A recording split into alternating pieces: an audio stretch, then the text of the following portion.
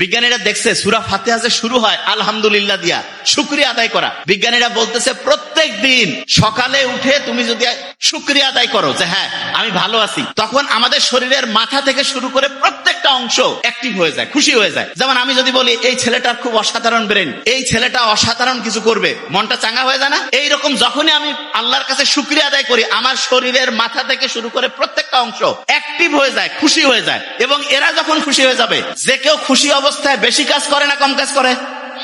এই দেখো কত এনার্জি, বেশি কাজ না কম কাজ? তাইলে আমাদের মাথা থেকে পা পর্যন্ত সবগুলো জিনিসকে যদি আমি খুশি করতে চাই, আমাকে আলহামদুলিল্লাহ বলতে হবে। কি বলতে হবে? তা আলহামদুলিল্লাহ তো এমনিতে বলতে মন চায় না, এই জন্য আল্লাহ নামাজের মধ্যে প্যাকেট করে দিয়ে দিছে। প্রত্যেক নামাজে আমরা সূরা ফাতিহা পড়ি, আলহামদুলিল্লাহি রাব্বিল আলামিন দিয়ে শুরু করি। আল্লাহর কাছে হচ্ছে শুকরিয়া আদায় করলাম, আমাদের শরীরের যত অঙ্গ প্রত্যঙ্গ আছে এরা খুশি হয়ে গেল যে আমরা ভালো কাজ করতেছি, তখন কাজের গতি আরো বেড়ে গেল।